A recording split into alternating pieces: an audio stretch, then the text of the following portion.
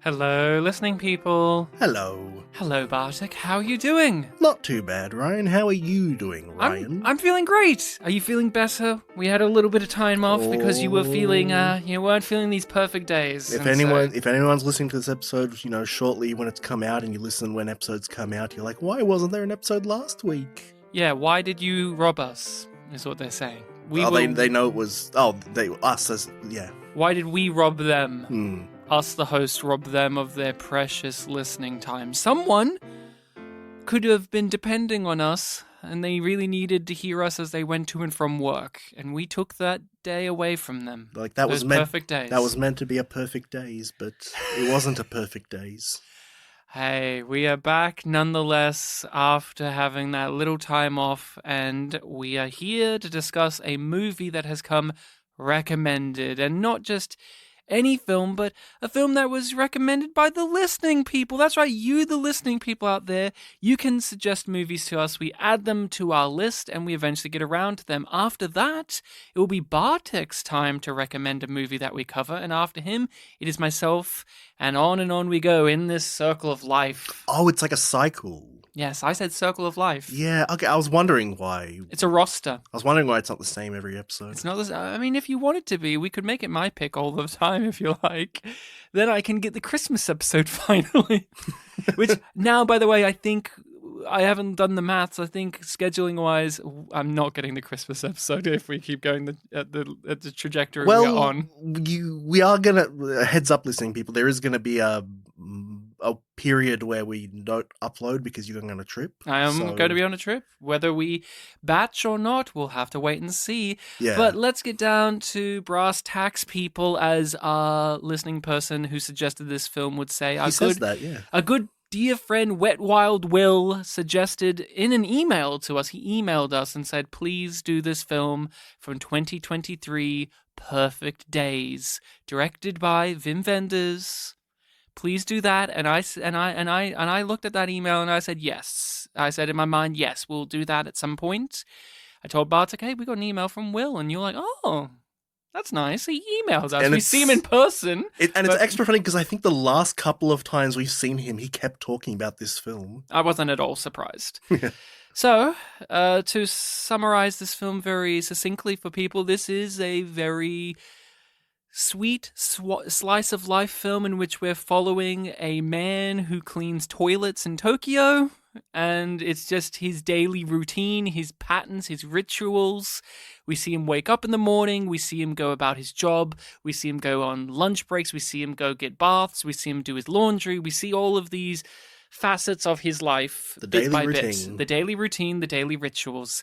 And over the course of several days, we see how little things can interrupt those, and then bigger things can interrupt those. And what do we start to understand about this man we're following when we not only see what he does with his day-to-day life, but how does he respond to these interruptions from the outside world, which is quite ironic to say because this is a man who loves to stop and smell the roses, figuratively, and if he could, literally. There's a lot of him looking up at the sky and just smiling. Embracing nature. So it's quite interesting to see a character of such a serene quality prickle every once in a while. And how does he respond to the world? So that is Perfect Days. If you have not seen it, give it a watch for yourself because we're going to start discussing it in more detail, and we wouldn't want to spoil it for you, even though that doesn't sound like, oh, how can you spoil things like that? There's plenty to talk about here. And so let's get into it. History-wise, I saw this literally the last week of last year. I was at home on my own, and I was looking through my Canopy account. They have a great array of movies, and they had pretty much all of Wim Wenders' filmography there. And I've only seen Paris, Texas, which is quite an acclaimed movie. That's a big one if you love Harry Dean Stanton. That's one of his leading man roles. It's a really unique film. I studied that in university. It has very striking, imagery and opening scene of like this man in the desert with this bright red cap, and he's in a suit jacket, and you're like, what's he doing here? And on and on that movie goes. I don't think I've ever seen him in a lead role. Yeah. He's fantastic in that movie, and Dean Stockwell's his brother, and it's just an amazing movie. We've discussed the lead actress, well, not lead actress, but one of the leading actresses of Paris, Texas, Natasha Kinski, who was in Terminal Velocity as the girl. Yes, yeah. And she gives a very stunning performance in Wim Wenders' films. She's worked with him a few times.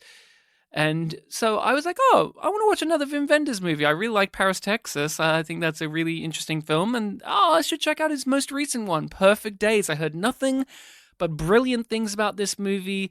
And I recognize the lead actor because of our own podcast experience where we did the film 13 Assassins. And he was the lead in that film as well. And I remember being very taken by his performance. I was like, that 13 Assassins is a very fun movie, very grimy, very gritty.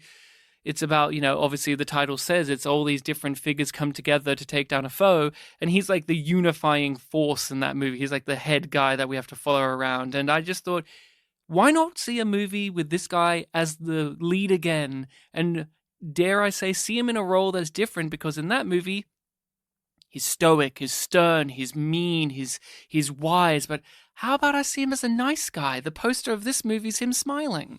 And it's funny, it's not on the podcast, but just throughout this year, you've mentioned him a bunch. Like, the guy from 13 Assassins, because you saw a film of his when you were visiting I had or something? a friend of ours here in Melbourne, they had a wedding thing, and to do it, they had a little screening of the film Tempopo, the comedy film about noodles, and that's one of his first roles, and he's like the framing device of the movie. And my friend leaned over afterwards and said, "Did you recognize that guy?" And I was like, "No," and he's like, That's the guy from the film you talk about, 13 Assassins. That's Koji Yakusho." And I'm like, "Oh, he's so young and he's playing a goofy guy in this. I've never seen him be goofy."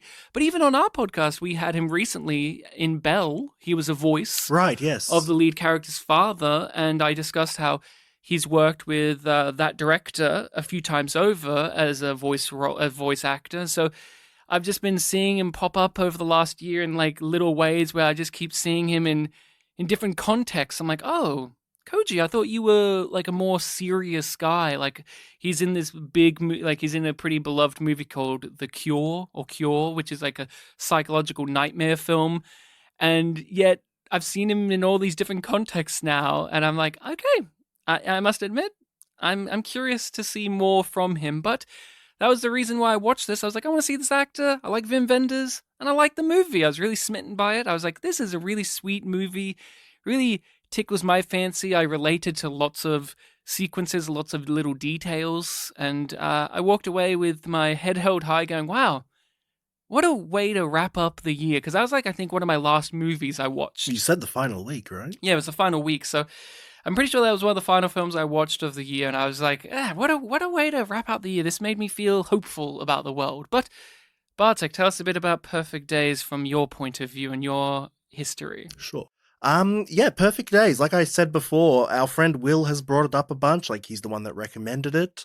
So it was among like the discourse that I kept hearing amongst our friends whenever we'd get together. It's like, oh, there was, a couple of different films that have been brought up because you guys go to the cinema a lot more than me. And then, other films that you guys have watched. And Perfect Days, I remember that title being brought up.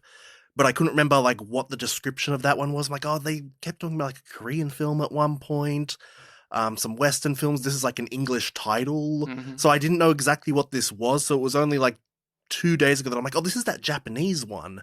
And like halfway through the film, I remembered Will talking about how it's a film about a guy who's just cleans toilets. I'm like, oh yes, you did say that. This is that film. Yes.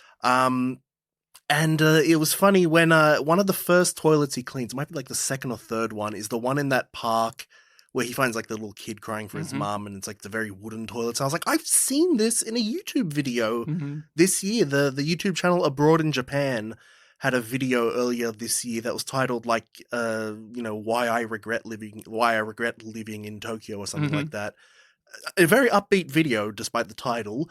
And there's a segment of that video where he talks about how, Tokyo, it's a very like, developed place, like not too much nature, but you have to go and find like the little cracks in the wall where you can find, bits of nature. And he's going to this park in that scene and talking about how, this is one of my favorite places. It's actually featured, and I watched the video again afterwards, and he actually says it's actually recently featured in one of my favorite movies, Perfect Days. I'm like, oh, there you go.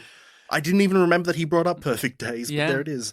So I walked into this fairly blind, even though I had that, flashback and the context from our friend group. Yeah. And overall, I still really loved this movie. I am always interested in films that are not interested in the traditional storytelling format. This does have plot development, this does have character arc, this does have these journeys, but it's not in the same way that you would see this story be told if it was done in a more traditional Hollywood setup. Like, yes, there's an inciting incident, but not really. Like, this is a movie that is very much unabashedly a slice of life affair. I don't even know if I would point out any inciting incidents. Yeah, there's moments, but yeah, this is a film that is unabashedly slice of life, and I've encountered this a lot recently. I've been listening to a lot of reviews of things, podcasts, lots of just random things like of discussions of anime or discussions of film or TV, and I keep seeing this come up a lot. This sentiment of, I'm not a fan of slice of life stuff, but I really liked insert whatever thing here. And I'm just going to say, I like slice of life stuff. I've always enjoyed a good slice of life thing. I think it depends like what is the purpose of it. But I think I've always encountered a slice of life material with a positive attitude for the most part. Like, and this was another example of like the selling point of it's just a simple film about a man who gets up, goes to work, cleans toilets, goes back home, reads a book, goes to bed. And I'm like, that sounds great. It's funny. I actually had a conversation about 2 weeks ago with a friend of mine named Jason. And we were talking about how, we both grew up watching like anime stuff. And we have watched a lot of like slice of life anime because there's just so many of those out there. And we both kind of had a similar thing where like, at one point we just seen so many that like we kind of were tired of the format. But then he brought up one that's like from the last decade or so, Non Biori. And I'm like, yeah, that's a really good one. So yeah, that's like the one that I really like. And so it made me realize like after a certain point, like I have enjoyed still slice of life stuff just when they've been, done really well. Yeah. So it's just, I guess for a lot of people, you do see a lot of slice of life stuff depending on like, the sort of media you consume. Maybe you just need a bit of a break from it. Yeah, and I think sometimes too, just the way media, art, entertainment is handled, you are kind of, I guess, expecting there to be a point, oh, you can't just have a movie that's just about this. It has to have more of a direct point. It has to have narrative beats. It has to have inciting incident. It has to have a fallout moment. It has to have him reach a low point. Yeah, I started watching this not knowing the synopsis. And I did have those thoughts sometimes where it's like, okay, fairly normal life. This is like, a nice, quiet guy. I can see there being like, just like, oh, he's actually like an assassin or something. Or one of the 13, yeah. Yeah, one of the 13. Or like something's going to go wrong and like ruin his peaceful life. But then, once we're going to learn his backstory about why he's living such a subdued, restricted life, and is it a tragic backstory or Yeah, or like what's going to be the thing that like disrupts his routine and makes him like have to leave this peace that he's found. Even when you get through 27 minutes of the film and it's finally the end of the first day and he's had like 2 lines of dialogue, and then another 20 minutes pass, he has like 1 more line of dialogue. So what did you feel about Perfect Days overall? So I was remembering one thing Will did say about this, that like he came home from like a New Year's thing. Funnily enough, you near the end of the year, him at New Year's, and he got home. He wasn't ready to go to sleep, so he just watched this film and like he had a great time. And so when I started watching the film, I saw it was like 2 hours long. I'm like, oh, really? This must be like, there must be something to this that like, you come home and you can just watch this for 2 hours. And so I was kind of bracing myself for like, okay, what's going to be the thing? But as I kept watching it, it was just such a chill experience. It was kind of reminding me of when we talked about Pat Labor 2, and Hmm. I'm not the biggest Oshie fan, but that film was just such a good film to just sit back, relax to, even with its intense plot And challenging themes, and yeah. challenging themes. And I was just feeling that with this, and I'm like, this is just a great time. I feel like this is one that I could put on once a year or something, just to have a good time. It's got a very serene quality to it, but it isn't afraid to have challenging little moments, but they're little moments. Oddly enough, a film that came to my mind that is kind of trying to do similar things, but is falling into the Hollywoodisms that I'm talking about is Larry Crown, Hmm. starring Tom Hanks, Yep, we've done that one. in which that's a film about a middle-aged man, entering his twilight years, feeling unsure of his purpose in the world. He tries to find a new routine, a new way of living, and he tries to, be level-headed and kind and sweet, but then all of these little interruptions happen to him, and there's more of a direct Hollywood stuff. Oh, there's a love interest. He goes on a date, or there's these youths and da da da da da.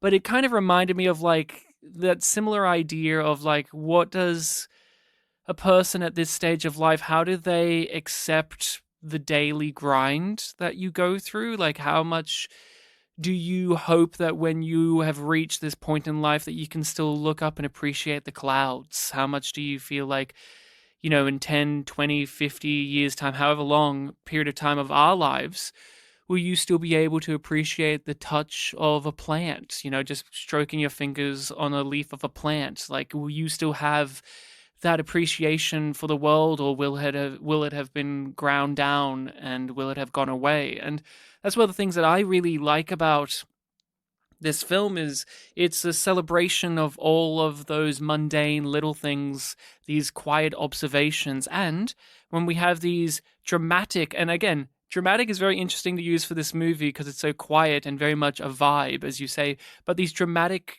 shifts to the character, they're still just regular things that people go through. Like a coworker drops out of a shift, so now he has to do double. Hmm. That's like one of the most intense sequences of the film, and it's like no one, realistically, no one will care if he doesn't do the most meticulous job because it's not expected of him, but he expects it of himself. Hmm. So now he has to do double. Or his niece comes to his place and you're like, oh no, what's that going to be? And like one of the most dramatic parts of that, before we get to the end of that little story where we get more of a dramatic point, is how's he going to water the plants without waking her? Yeah, And it's yeah. like, well, I watched this with my wife last night, and there was this moment where she went, what is he doing? When he grabbed like the little water bottle, spray bottle, because my wife thought, oh, does he think there's like an intruder and he's going to spray them with that? I'm like, no. And then Rachel went, oh, he needs to water those plants. He needs to water those plants. It's just like, he has to do it so quietly and not wake his niece. And just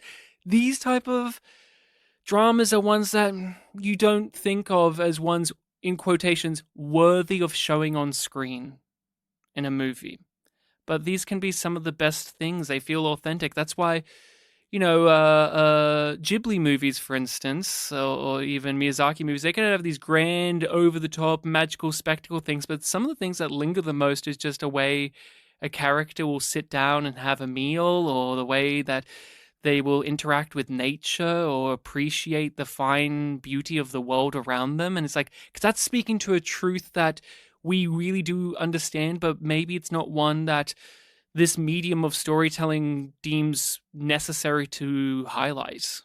He didn't necessarily remind me of this property, but he reminded me of the lead character, uh, Dale Cooper from Twin Peaks, where, Mm-hmm. I've heard the analysis that he's a character that, like, makes everything, like, lighter. He makes the world more good.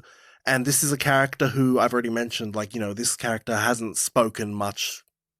It doesn't speak much throughout the film, but he does interact with a lot of people on, like, a routine basis, Mm-hmm. and they're all really happy to see him, even if they're not one of the characters that he will necessarily, like, speak to, because he does speak. Yeah. He just chooses not to for a lot of it. But, so many people, like, all the servers that he goes to, they're always telling him, like, oh, it's Gaida-san, good work today. They're all happy to see him. Like whenever there's like a little moment, like the guy turns off the TV and it's like, how could they do this? He's like smiling at him, like this Yeah. is a good time. He's just enjoying his life. All of the characters that, necessarily have like a conflict in their lives when they're around him, like he's patient with them. Like one of the first times that we see like a bit of tension there is like when they go to the cassette store and his like, underling, not underling, like underclassman, Hmm. his kohai, wants to sell the cassettes. He's like being really pushy. He's just holding out his hand sternly saying, give it back. But the scene still ends with him just deciding to give him some money. Yeah. And then we still get a furthering of when his van breaks down, he has to walk back to sell. And we don't see him sell that tape because the film, for instance, doesn't want to show you certain moments. And like you wonder, okay, you're showing me everything. You're basically giving me the rundown of beat to beat, moment to moment of this guy's life to the point where when they start to not show you things or they just hard cut to the end result, you do wonder, why don't you want to show me that? Like, we know that he sells that cassette tape so he can fix his van and then drive back home. But I like that, for instance, they don't show you that moment because it's like, well, we're not interested in showing you the sad moment where he gives up the thing that he likes. We're showing you the moment that matters more, which is him continuing the ritual, which is to go home and read his book, and water the plants. And after a certain point, we will show you the things that kind of get in the way of those and how does he react to that. But I like what you said, like, he doesn't speak much, but people are so happy to see him. And it's like he's the embodiment of he still interacts and engages with and participates in the world and with the society around him, but that does not mean he needs to speak. He just is, his actions are the things that speak louder for people. Just his smile, him, giving a little cheers with his drink, or, him watching the TV, or him, clapping along to the server, like the woman singing the song, like all of these things are I like much more informative than him, saying his piece I kind of aloud. want one character. There's one character he interacts with in only one scene that I wanted to see more of. There was like the Shinto priests at the shrine, where like they just bow to each other and he just indicates like the plant he's going to collect, and they bow again. Yeah, just, like, almost like asking permission. Like, is that okay? yeah. But also there was like a familiarity there because he does go there to eat lunch like every day. Yes, he goes there. He does his little, he bows. He interacts with that place. Yeah, It's like, look, another one. It's like, yeah, go for it. Yeah, there are people that you kind of wish to see more of, but also that's a real compliment to a movie that's like just over 2 hours long. That if handled poorly, could be a miserably paced time, slow, plodding, without a real sense of purpose. But this, I really do feel like there's such a clear vision to the movie while still allowing the sense of just cruising along. You're passenger in that car with him as he goes to work. You're there with him. But the film does do a tricky thing, which is it keeps you at a distance from his headspace. Like, you understand it, but there are times where they're like, you interpret what you feel about what he feels about this moment without giving you a direct answer. And like, that's something that I really love about the movie is like, is he happy in this moment? Is he sad in this moment? Like, what's he thinking? What's he feeling? And the film isn't going to give you an assured answer about that at points. There's that one moment where his junior is driving his van and like his friend is in the passenger seat, and we'd already seen like our main guy bite back a little bit about like, oh, I don't want this to happen. But there are little moments throughout that ride where like he's seeing her vibe to his music and he's like, kind of smiling to himself, like he's finding positivity in this moment that he necessarily didn't want. Yes, and that there's a connection there. Like, she respects his music. She respects the cassettes. Like, she may not know how to put them in, but she isn't rude enough to not accept his offer of help when he does put it in for her. Like that's a thing where there is no mean judgment from him of other people. It's like, oh, even the worst person he encounters in the entire movie who gets no redemptive moment, because everyone gets a redemptive moment if they weren't nice at the beginning to him, or if they were a little bit rude. Like even his young co-worker that we're talking about has nice little redemptive character things to him, or things that make him more round. Like he has this relationship with this young boy who has Down syndrome, and it's like the way he treats that kid is just very so cute. and it makes you understand like, oh, there's more to him as there is to everyone. The only person who does not get a redemptive moment is that mother who at the very early stage, the mother who takes little he finds this little boy alone in the toilet. She never even looks at him. He grabs this little boy by the hand and takes him through the park to help search for the mother, and the mother like grabs the boy away from him. The only time she acknowledges him is to clean the little boy's hands because he's touched something dirty. Like that's the undercurrent of what that action is. Oh, you know what? I actually had like a positive reaction to that little moment because no, I didn't. But what's your positive? So the way I took that was, obviously like he's done a good deed, but he's being ignored here.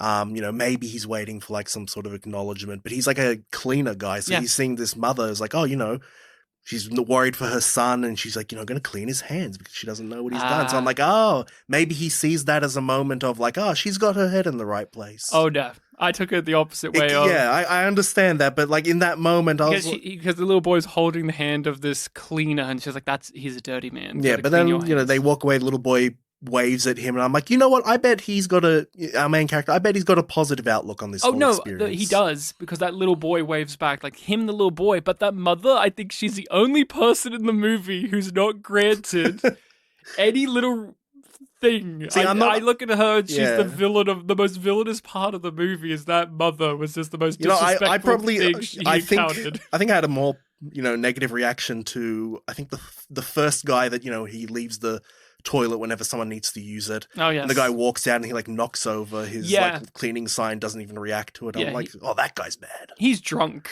That's the thing with him. He's clearly like still getting over from a night out. Maybe the mum was drunk. Sure, I don't think so. But yes, I get what your point is. Like there are these little moments that he could get angry about or upset about, but he doesn't. And why does this work? Like, the character inherently doesn't have a major conflict in the film. It's not like these things are... It's not like he's having an existential crisis or really having a worry. Like, the most we get on insights of his world is these dream interlude sequences in black and white that mirror his photo, because he's always taking photos as well of these moments of his life. Yeah, when he's having lunch. Having lunch, and sometimes if he spots something interesting, he'll take a little photo. But those are the most we get into like his psyche, and even those are like distorted, hard to read of like, is this events from current day or even further in the past? Like, what are these interesting? But why does this film still succeed and hook us in when... on paper, the major critique is, well, nothing's happening. He doesn't really have any problems or anything that he's really challenged or overcoming by or, reckoning with. Why does this still succeed as a movie?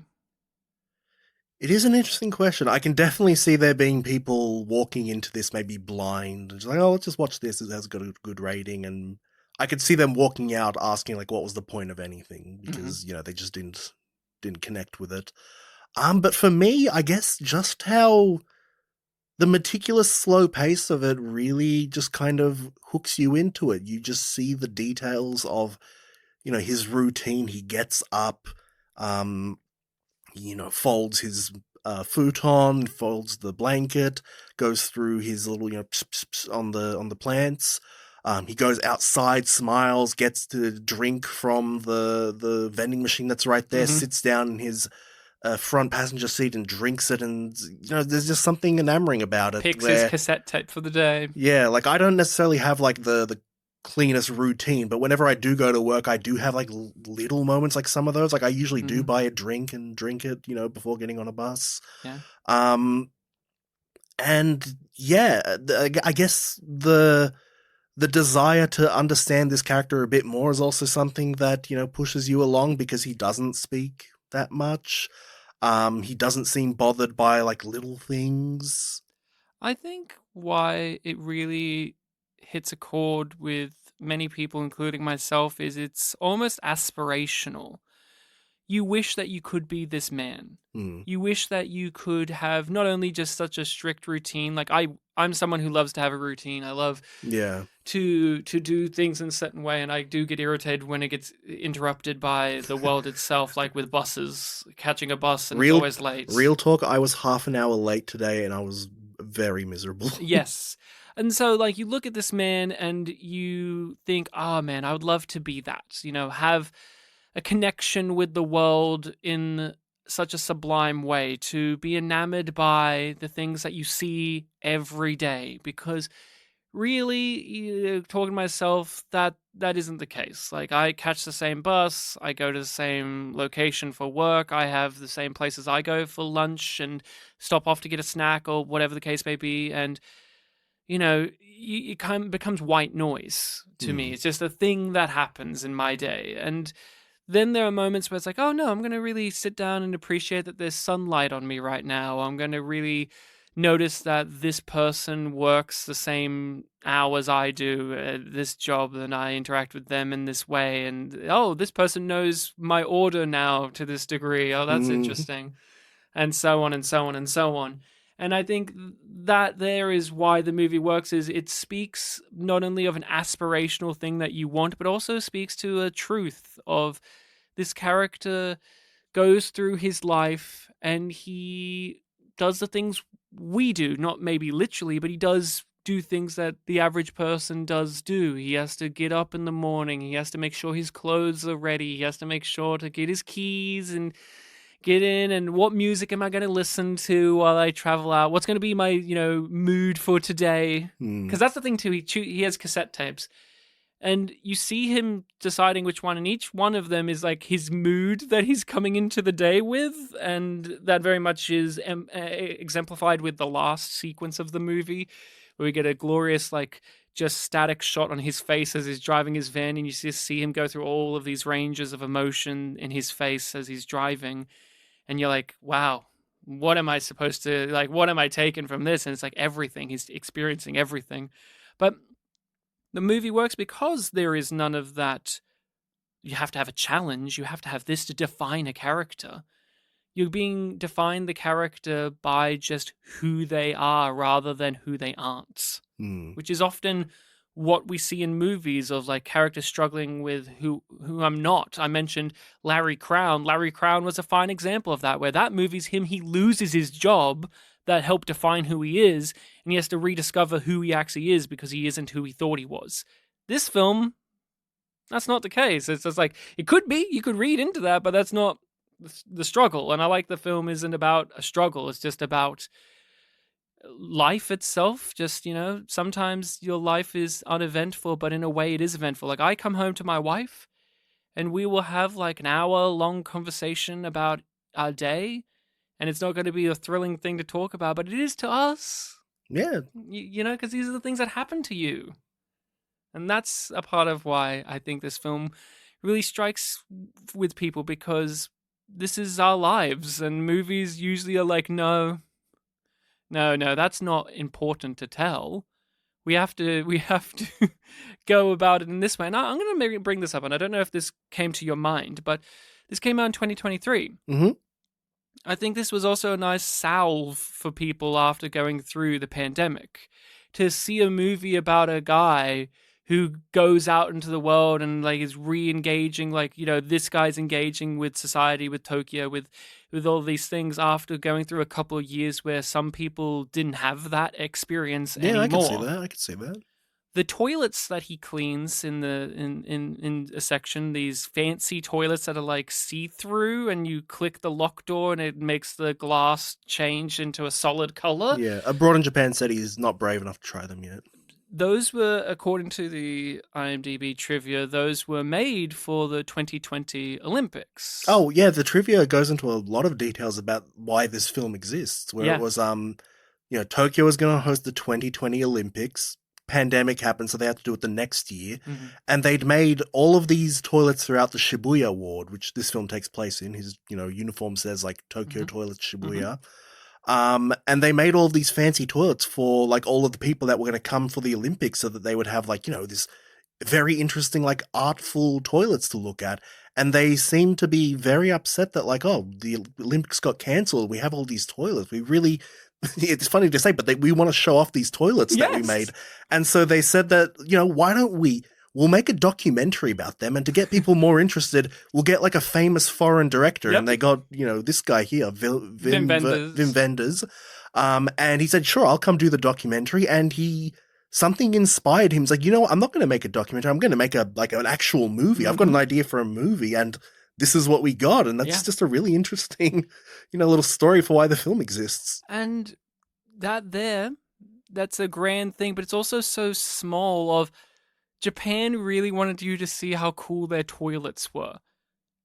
That's this movie as well of like, this guy wants you / himself to see how cool his plants are, to see how like cool his bedroom is. Like for him, he's proud of these things. Like you can tell there's a pride in how he keeps to himself. Like he's always trimming his moustache in the morning, he's always shaving, he's always, making sure his glasses are kept clean. Like there is such a pride in these mundane things that matter to him. And I feel like that there with Japan is another example. It's like, we have these toilets and we really want you to see them. And like the moment that's addressed in the movie with that is like this American woman. Yeah. She's like, how do these, like, what the hell? How do these work? She seems like belligerent about that. And then he shows her without saying a thing. Mm-hmm. He just shows her. And then you see she uses it and she's like astonished and impressed by this. She's like immediately, she goes from like, how the bloody hell does this work? To like, arigato gozaimasu. Yeah. He touches their lives, makes them better. Yeah, he does. Were there any particular sequences or moments in the movie that you liked or you found interesting? Oh, there's so many. I really liked the arc with his niece. Mm-hmm. It starts off, and this is like the arc where we get a bit of like is there drama here? Like this is clearly like tying to his backstory. In another movie, this would have been the inciting incident. Oh yeah, His niece shows up. This doesn't happen until like way beyond. The film. In another film, this would be like the start of the second day, and like you see, like that first day that was so peaceful. Now it's all different. His mysterious young lady shows up, sitting at the steps up to the second floor of his like little apartment block. Asks like, "Oh, which one's your one?" He realizes, "Oh, this is my niece, Nico.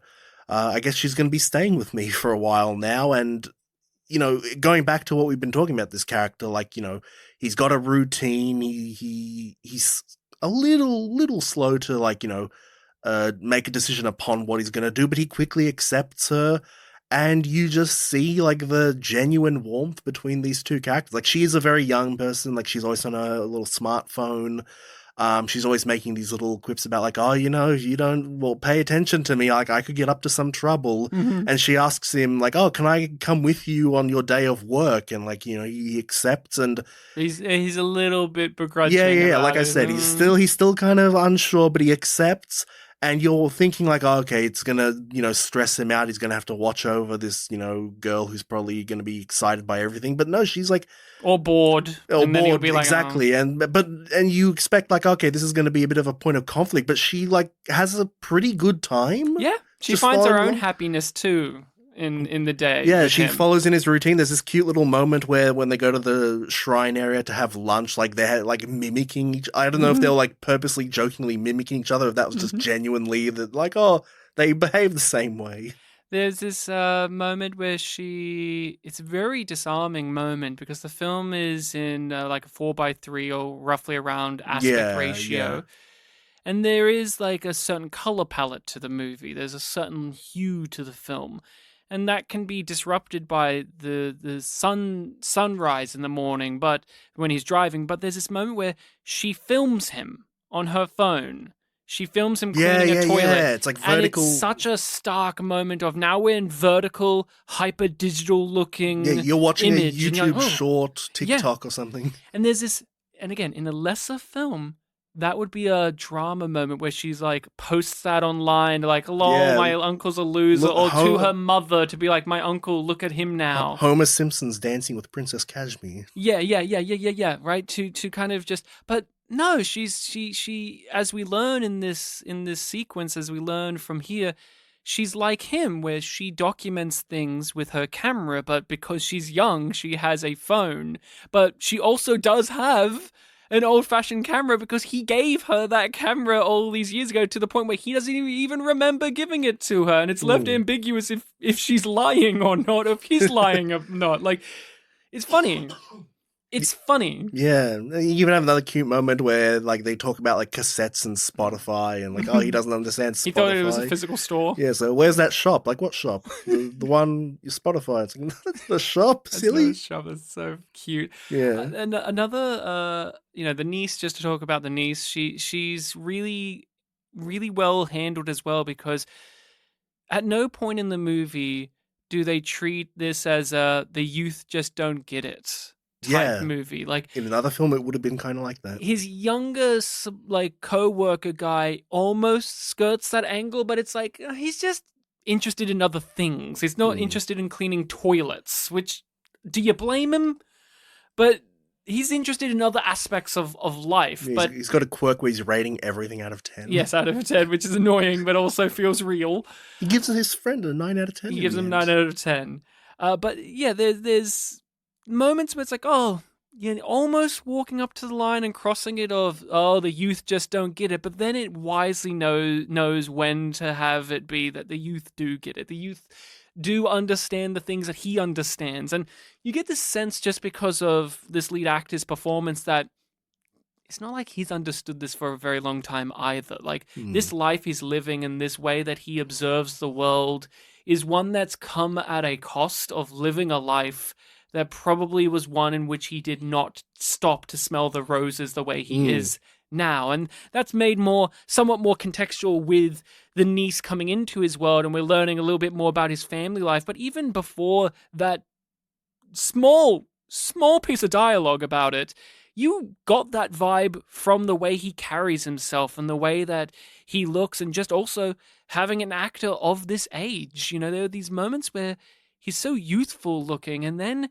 you see him in bed and he puts on those little glasses and he looks like an Ozu character from like a 1940s movie with his eyebrows and his hair. And it's like, this is the same guy? And you're like, no, this is the same guy. It's just, he's lived this entire life. And I do love that the movie makes sure to not point down at the younger characters being like, you guys don't get it, he gets it. And it's like, no, they get it in their own ways, as does he. And every now and then they meet eye to eye on something, like taking a photo of the trees. Or I like the little moment with the niece saying something to him that he's never considered before. Maybe he has, but it's been an unspoken thing of, is this tree your friend? Yeah. And he's like, yes. I like that moment too, because it was also this thing of like, oh, what is he specifically taking of? Because he's always, when he's having lunch, he looks up at the trees and he aims his camera up there. He doesn't even like look through like the viewfinder or anything. He just aims the camera up there and takes a photo, and you see the photo and it's of, what he's looking at, like the underside of these trees. Like, what is it? Yeah. And sometimes the photos come out bad and he tears them up, and then he puts the ones that look good in a box, labels the box, shoves it into a closet filled with other boxes. Like, he's been doing this for a long time. Yeah, and if you watch to the very end of the credits, there is like a little Japanese word that like describes exactly what it is. I'm like, oh, yes. I see. Yes. And, this isn't, so much a death of the author thing as it is like a directorial decision, but like there is in the trivia mentioning that the director told the lead actor here, like, this is your specific backstory. We're not going to spell it out in the film, but like keep that in mind and let that influence your performance. And reading, the gist of what that backstory is like, oh yeah, I think he nailed it. Yes, I've skimmed that, but I've kind of avoided, because I like just feeling this movie rather than like, you know that there's a video on YouTube that's like, perfect days explained. No, when I was reading that trivia point, I kind of had a similar like thought to what you were having there, where it's like, oh, you're gonna over explain it for like whoever you're interviewing. But I saw it, like I said before, like as a directorial decision rather than like, oh, this is the information you need to finally get the film. There was something that, even just discussing this, something we didn't get to appreciate was we recently did the film Belle, which this actor was in. Mm-hmm. And afterwards, like a little while after, the YouTube channel Folding Ideas released a video Yeah, about it was that. like the week after, wasn't it? And the thrust of his video was about the appreciation for the sense of location. That there is, a real world sense of location because these are actual places and you can track where she travels day to day to day. And this film has elements of that as well, like that record shop he goes to is a real shop. That's a real place. That's a real business. That's also the place where Wim Wenders makes his cameo in the movie. He makes a cameo in that scene. And, it's just like, oh, okay, there is, his apartment. You can find out this is where it is, and this is where he would have to travel to go to work. And there is like a sense of real momentum of where he visits. And like you said, you watch that video and there's that toilet that's got the little wooded things on there. Japan one. And I just, even without looking at stuff up and knowing things, the film really gives you a sense of location and a sense of like just momentum, because you get to a point where you know his routine enough. You go, oh, he's going to go to the bar now. Like we haven't seen Mama in a while, so he's off there, and it's like, oh, Mama's it's not open. He's got two different places he goes to. Like there's the sports bar, and then there's Mama's bar. Yeah, and obviously sometimes he has like little routines where it's like, oh, while I'm waiting for my laundry to go, I'll go down to the shops and get my photos and hand my film in so that the photos can be done. And I'll have a brief exchange. Or before I go to Mama's, I'll go to that bookshop. Like and there's that woman who always has like really insightful observations about the books or the authors. She knows all the authors, yeah. And she like gives like little insights of like, like what she's been informed by these books. This author taught me this thing, yeah. And meanwhile, with him, you never really get a sense of like what he gets out of these books. You always see him buying these books or reading these books. And there's a moment where the niece wants to read one of these books and she relates to a character in it. And we don't really get what he thinks of that, but you also do when she's like, if life continues like this, I'll end up like that character. And you see this kind of perturbed look on his face because he's read that book and he's like, no. Yeah, I read up what that story is about. I'm like, oh yeah, he would be upset. It's about like a person who's fed up with their mum. They kill their turtle and feed it to the mum, and then they kill the mum because they're just so fed up with her. It's like, you should not be like this character. But I like that she's like, I relate to it so much. I understand where they're coming from. That's so funny. So that word that you mentioned that's at the end of the credits. What was it, like komo or something? Komobi? Komobi. Is a Japanese word for the shimmering of light and shadows that is created by leaves swaying in the wind. And this is the most important part. It only exists once, at that moment. That's the film. That's the film. That's why you have that at the end. This is a film where it's like, exists in this one moment. My favorite scene of the movie, without a doubt, my favorite scene, the thing I think of with this movie is you have this whole bit where he wants to go to Mama's, and, Mama's ain't open, so he goes across and he reads his book, and then Mama's back, and there's some man with Mama now, and so he goes, he peers in, and there's some embrace happening, some important private moment that he should not be a part of. Yeah. Then we see him go, well, fuck, what do I do now? And so we do get to see him off book. What does he do when he can't do his routine? He goes and buys cans of beer and cigarettes. And these are foreign to him now. Like you see now it's more nighttime. It's getting darker, and he goes down by he's under a bridge near the river. And he's smoking a cigarette and he's coughing his lungs out. And that man from Mama's comes up to him and he wants a cigarette too, and he can't smoke it either. It fucks him up. It was so funny. They both had the same reaction to that cigarettes. Whole sequence of these two men who have this relationship with Mama, whether it is more direct or indirect, talking about their lives, and this man gives us his background. He's dying of cancer. And then they just had this conversation about, like, does a shadow get darker when another one is on top of it, when they overlap? That whole sequence and them playing shadow tag, that's my favorite scene of the whole film. I love that. It was really good. It really gives me a big smile on my face, and I just liked seeing our lead character try to impart wisdom, but also doesn't have any. And he just wants to help this man feel better without being condescending either. Like, it's such a delicate delicate thing to pull off, and they just both have this fun thing, and like they're these older men who can't really run around anymore, but they're gonna try. They're gonna have their little tag game, and it puts a big smile on my face, and I just like the simplicity of this childlike wonder. This man who's now reaching the end of his life because he got cancer, and he's like, "There's so much I don't know." He's like, "But that's how it is, isn't it? It's always going to be like that. Like, you can't know it all, but you want to, and you're reaching the end point, and you just hope." And you can see that really resonates with our lead character, and that's something too where it's not to say our lead character isn't influenced by what other people are saying and doing, but for the majority of the time, you don't have other people really give profound impact on him in like that kind of way where they have an observation on the world that makes him kind of twig for a moment. It's usually the other way around. Or him observing quiet little moments like this homeless guy who's always standing still in weird ways. That influences him. But this moment with this man, he has a conversation, and this guy we just met a scene ago has such interesting takes on the world that can only come from his position in life where he's looking down the barrel of it, and he makes our lead have a moment of pause and go, "Wow, I've never considered it. Let's look now."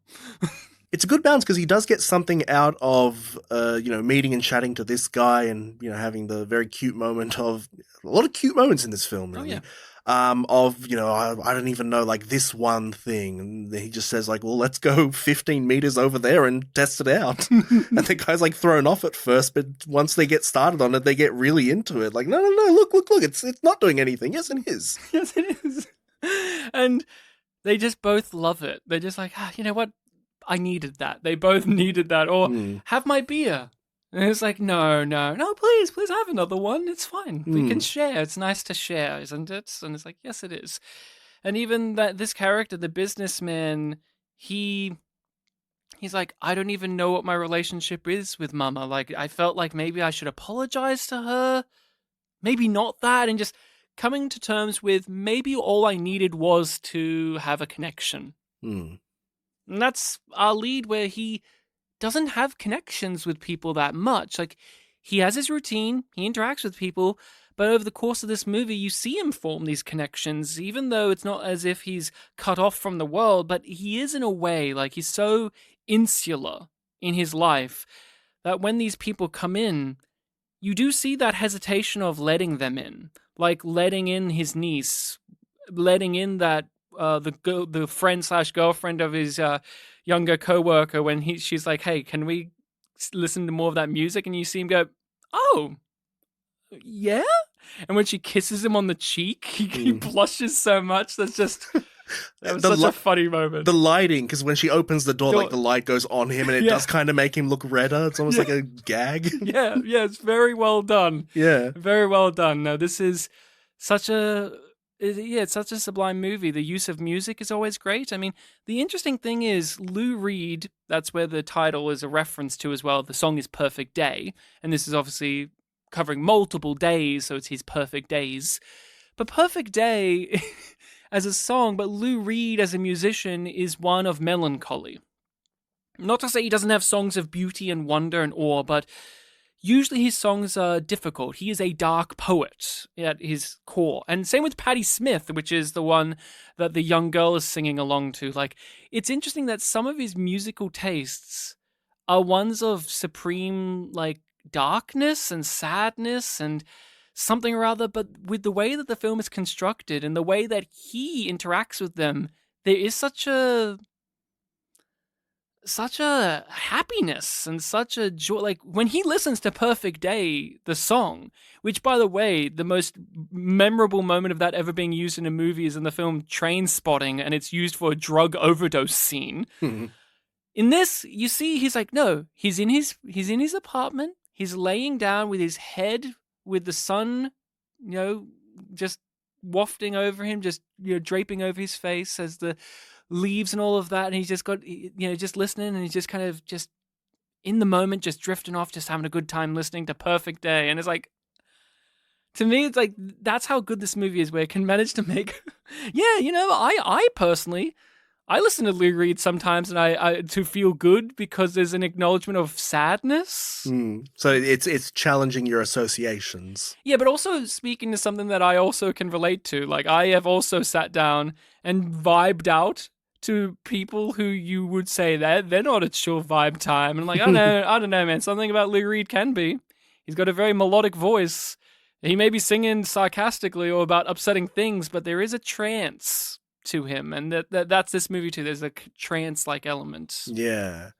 I haven't fully thought out this thing that I'm about to talk about, but he goes to the Shinto shrine a lot to have his lunch, and it got me thinking about like the Shinto religion. I don't know too much about it, but I know that one of the big things about it is, most religions it's about like, oh, what does the whole world mean? But I think for Shintoism, it's mostly about like the land of Japan, so that's why you don't really see too many worshippers of it outside of the country. And it's about man's relationship to the land. And it's making me think like, oh, in this film, like he's got so many places that he goes to on a routine that this like is his world. So there is like maybe some sort of like Shinto, rites or teachings like, at play here. I agree. And it's not incidental. Like it is a very prominent part of the film, and it does give you it informs you on his character and of what the film is wanting to demonstrate because of what you're saying too. Like there is this connection to the land. Hence, in his apartment, there's this blue purple light on all the time because it's nurturing the plants, which are things he takes from the Shinto temple area. Like that's a nice little piece of storytelling of like, you can imagine like, cause they're all similar looking little plants. You imagine, oh, these are ones that he's probably just collected from there over the years or however long. And he's just been nurturing them and using his mugs as pots and things like that. He just has dinner plates underneath some of them. It's just very ramshackle, but also very organized. We never see him like eating at home, do we? No, he has noodles. Yeah. He has just... So he doesn't really need like the mugs and the plates as much, so it makes sense. Use them for your gardening. Exactly. He lives a very quiet life. Now, what did you think about the sister? His sister does show up, and we get some information about family life and how he is absent from it, and the niece has perspectives too. Yeah, so we get a little bit of setup to the sister character where the niece talks about how I've run away from home. She doesn't explain why, but you do get insight from her perspective of like, oh, mum always says that you and she are from like different worlds or something like that. So you're set up to expect like some sort of distance in some way, like, oh, do they fight or, what's going on? And so when you do get the scene where, they come home and she's there and she's got like a fancy foreign car and there's a chauffeur and she's like dressed well. And, she asks him, so is it true that you're cleaning toilets? And he just gives this like, yes, kind of hesitant, but kind of enthusiastic nod. Like, yes, that's true. And she gives him like, oh, I've got your favorite chocolates. And there's like real warmth between them. And they hug at the end. Not judgment. Yeah, not judgment. But yeah, you just see like the difference between them and thinking like, oh, they came from the same place. So it informs us that our main character, he probably did come from a place of wealth, but he chose to live humbly. And so that thing that we heard earlier about how like we're from different worlds isn't so much that like they had ideological clashes or something like that. It's just that they're just different people. I look at it as because their father is mentioned. That's also something interesting, is their father's still alive. I say that because the lead character is old. He's not a young guy. Yeah. And their father is losing his memory and he's in, the home. Go visit him while he's still around. Don't worry, he won't behave like you knew him to before. Like, there's clearly some awkward, abusive, whatever, strained relationship with the father. And I look at it as, yeah, you clean toilets, I'm fine with that. I think it's like they're from two different worlds because he's walked away from the obligation of family. The obligation of living up to what your father tells you to do. He didn't like that. and she is still doing that. She's still maintaining that, and that's the two different worlds. Like, she literally has a child. As far as we know, he doesn't have any children. As far as we know, we don't know if he's ever been married before either. There was a mention of like marriage, like someone brought it up, but he never answered. Like, I think the young guy may have brought up, like, have you ever, like, what's it like to be lonely? You're older. Have you ever been married? And he just doesn't answer him. Yeah, I think even the thing that the director told the actor, like, didn't even mention that. Yeah, so it's all up for interpretation. It's all up for interpretation, but I really did like that this moment. It's so emotional for both of them. Like, when he's asked, like, could you go visit the dad? You get the indication he's not going to. And you can tell, like, it tears him up on the inside, but it's like what he needs. He needs that. He needs to not force himself to enter that world again. And there's no like resentment from the sister about that. Like, she quietly, I think, has a level of concern, but she understands. I think she understands. She's like, okay. I like the detail too of the niece was just like, I've never done this before. It was always the plan to come here, though. Yeah. Like, because to her, I think it's like a level of fuck you to mum. Like, I went to my uncle's that you don't like, but then it doesn't play out that way. It's not like she's like, oh no, how could you go to him? It was more like, oh, you went to him, okay. Like, she doesn't seem annoyed with her daughter about it that much either. She's just like, okay. You did go to a good man, so. And again, she gave him chocolates. Like, there was a level of like, I care. You know, it's not like she didn't do a condescending thing where she gave him money. Oh, you're doing cleaning. You must be suffering. No. She's like, okay, this is what you have. I see you have a home here. Like, she looks up at his apartment. It's got the blue light on. And she's like, oh, okay. Like, you know, she's appreciative. But yeah, that's the most. She does say the chocolates are, you know, for your trouble, but that's kind of just, you know, Japanese kind of. Yeah, and thing. again, I felt like with the way that they both performed it, there wasn't any kind of bad blood between these two per se. But when you look at from the niece's point of view, like, they don't talk, so there must be bad blood from two different worlds. And again, the niece's like exposition is like the one thing setting you up for like when we meet the mum character, we've already got expectations and they get, you know, a bit challenged. No, it's and that's the most insight we get onto his background. Really. Yeah, after this scene, like that all kind of gets swept aside. What did you think of those interludes, his dream-like sequences that break up the days? Those were the only things in the film that I wasn't really, I guess, getting. Like, they were obviously nice to look at, and there was obviously the connection between the photos he took, but I didn't fully, understand their purpose. Yeah, I think it just...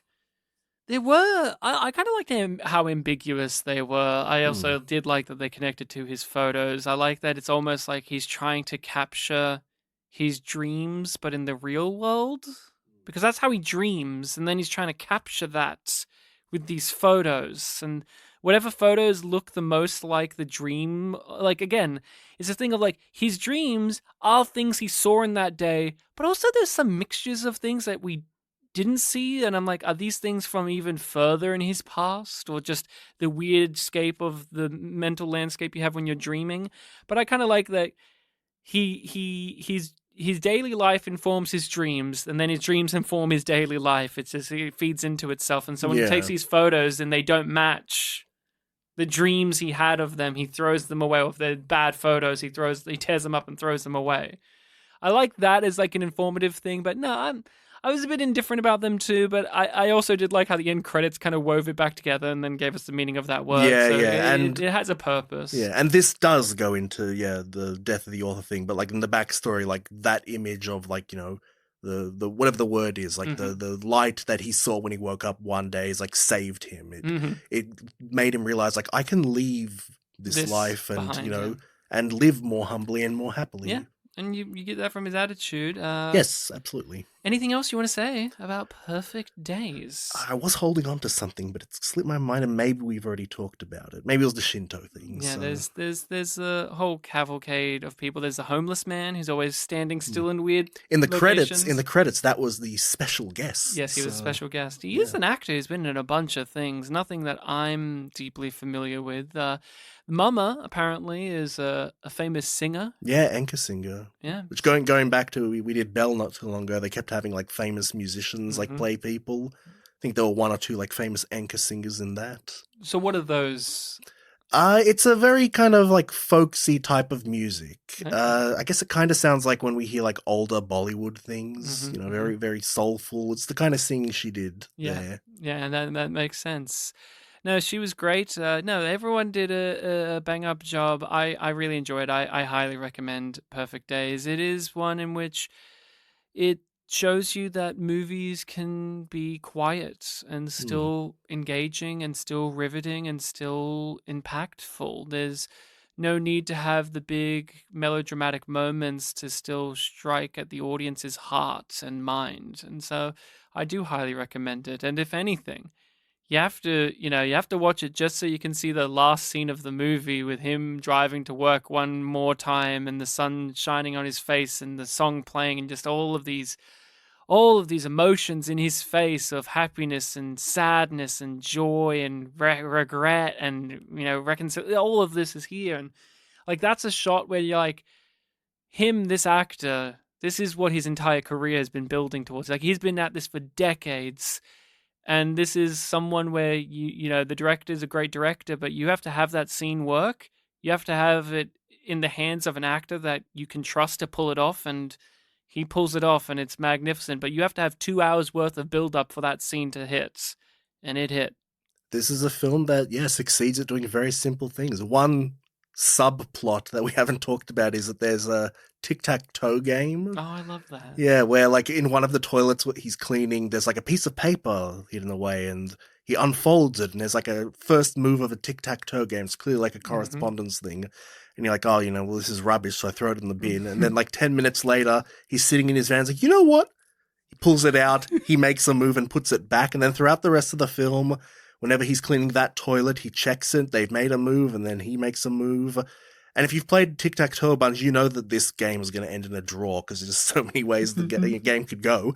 And it does end in a draw, but then at the very end, he turns it over, it looks like he looks at a little message that says thank you, and it's like, yeah, a little smiley face. yeah, little way that he's like made someone's day a little bit better. And a nice piece of further storytelling of helping the audience keep track of how many days has passed. Because each day he has to do clever, yeah. one. It's a nice way without drawing attention to it. Yeah. Yeah, 8 days have to pass since he's found it. Yeah, isn't that cute? Yeah, I didn't think of that. That's a good one. That's a nice way. And there's some wiggle room of like, I think there's like a day he takes off, or like there's like the day that's like, oh, I guess this is his day off where he just like sleeps in and whatever. So he doesn't have to do it that day. So add an extra day. But yeah, there's nice little storytelling things like that. There's no day pops on the screen, day 2. It trusts you. A film I would highly recommend as a wonderful companion piece to this was Jim Jarmusch's film Patterson, starring Adam Driver, in which he is a bus driver, and we follow a week of his life. And you just see every day of his life. He gets up, goes to work, drives a bus, encounters things. And oddly enough, there is a scene in that movie where because he's a poet, like he writes his poems down in a little book just for him. And there's this amazing scene in that movie. It's one of the best scenes of the film where he stops off, he goes to a park bench, he sits on a park bench, and there's a Japanese businessman. And this Japanese businessman basically tells him some life stories and whatever. And it's one of the most sublime things.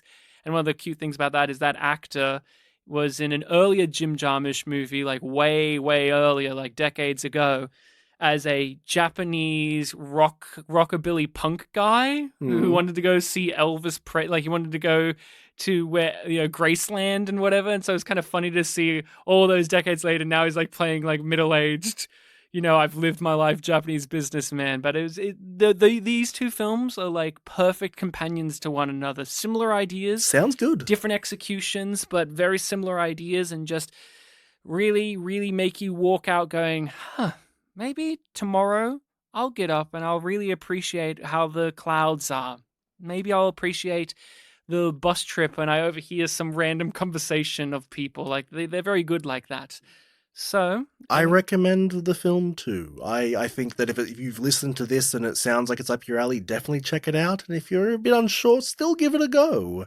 Yeah, maybe it'll change you. I had some concerns of if you were going to like this or not. I was wondering, like, I think you will, but I'm like, I could also see you're not in, like, you watched it in a not correct mood and being like, because Yeah. we've had a few films this year where that's been the case for you, where you like, you come in and it's like, I don't know, it just maybe wasn't the time I watched it. And this was one, I'm like, I don't know, but also this movie, as you say, it just reels you in as it Hmm. goes along. You're like, huh, you're waiting for the thing, and then you go, you know what? I like the vibes.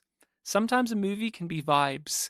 So it is your time now, Bartek, to recommend a film, and it is Hmm. also your foreign film pick or your non-Hollywood film That's right. selection. Yes, I found a film, and I've confirmed that the United States maybe hasn't touched this one too much. Okay. Hopefully, I'm not wrong.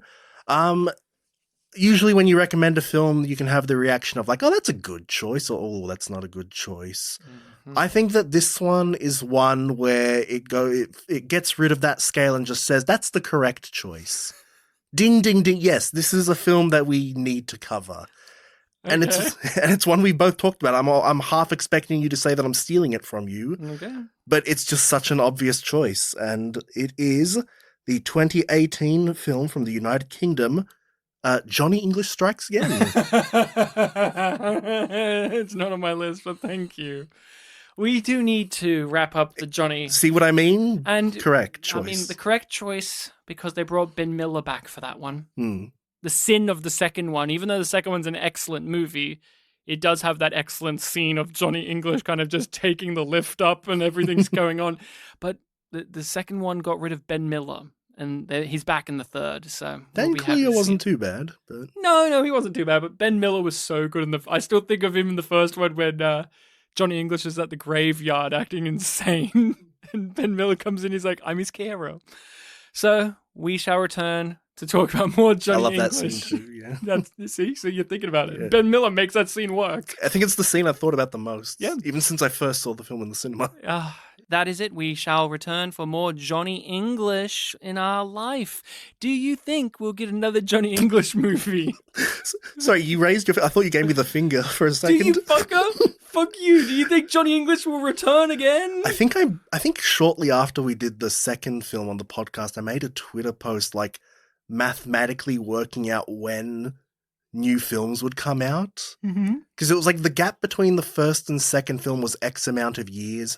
And then the third film was coming out and it was like X amount of years minus one. Okay. So every time it would be like one less year between films. Before we get into Johnny English every month. Yeah, I think that was the eventual conclusion. So I don't know where we're at. I think it's been too long, so my theory was wrong. But Oh, man, the pandemic really affected things. Yeah, You have to make Man versus Bee. yes, if we ever create, immortality and we can only give it to one person, we have to make sure it's Rowan Atkinson. Not Sacha Baron Cohen. You know, he will be reckless and make more Ali G's. He's already coming out with a new one, so only Rowan out of our British comedians. Those are the two that we give it to, and it's only going to be Rowan because maybe he'll give us a Blackadder again. We don't know. Oh yeah, Blackadder in the future. Blackadder, yeah. Oh, there was already a finally gag go to the like that. Christmas Carol one, yeah. So that is it. Thank you all so much for listening. We can be found on the social medias of Facebook and Twitter under Spit and Polish Presents. You can email us at...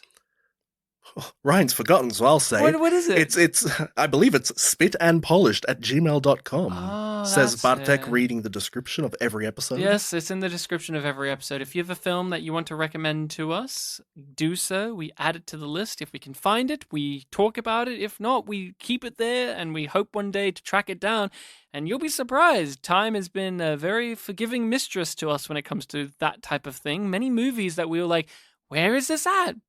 Have suddenly surfaced in the most unlikely of places. Like, what do you mean? This freaky Polish movie is on YouTube now. What? This is the thing that happens. So make sure to give us a film recommendation or let us know what you think about the things that we have discussed here today. Lay it on us, baby. Lay it on us. Lay it on us, baby. That's what we want. But to conclude this, I just have to, we've talked about the film a lot. Wim Wenders, the filmmaker, he's a bit of an interesting figure, documentarian, filmmaker. He worked with Columbo himself, Peter Falk. Peter Falk, yeah. A couple of times. But I have to wag the finger because he got in controversy recently because he went to a film festival and he was the man who said films should not be political. He's like, I don't make political films and I don't think films should be political. We should make them just entertainment. And people like, shut up. Shut the fuck up. He was one of those guys. Well, he did make Perfect Days, though. So. Yeah, it wasn't that political of a movie. It was just... No, I'm saying because he made a good film, maybe we should let him... He's made nothing but good movies, so that's the problem, where you're like, fuck.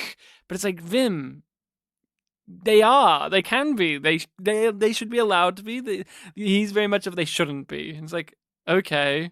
I mean, you're wrong, but that's fine. Like, art can be political if it wants to be. If it doesn't want to be, that's fine as well. Like, I'm not saying, Wim Wenders, you should make a Trump, like, satirical comedy film or whatever, but I'm also saying people can be allowed to make art that's political. No, he should make, lock us down. He should make his own version of Fahrenheit 9/11. There you are. He should make Catch-22. I'd watch that. I watch his Catch-22. Yeah, just make more films with numbers in the title, man. Perfect Days 2. Perfect Days, but it's spelled with a 2 instead of an S. Perfect Dazes. Try to make the plural more plural. Perfect Dave, and it's just the sequel to Meet Dave. Meet Perfect Dave. Meet Perfect Daves. Meet Perfect Daves, and it is Eddie Murphy's Dave, and then you get the lead actor from this, and he plays a Japanese Dave, and there you go. And they go on a date and they watch the film. They go on a Dave, yeah. To watch the film Dave. Yeah. Watch the film Date. They watched the film Dave, starring Kevin Kline. Yeah, the one about the president, right? Yes, where he plays a comedic impersonator who then has to become the president. Yeah, with Sigourney Weaver. Is that what that film's about? Yeah, the film is like he is like a car salesman who looks like the president, and then he gets embroiled in the thing, and the president like has a stroke or a heart attack while having an affair because it's very Bill Clinton coded, and then he has to pretend to be the president. But the problem is he's actually a very moral guy, and it's like, and then he has to be like, oh, I'm fooling Sigourney Weaver because that's his wife, and it's like, oh no, it's just this whole. It's actually a very good movie. That actually sounds good. I never knew what it was about. Yes, Dave's a good. Believe it or not, Kevin Kline, he's in good movies.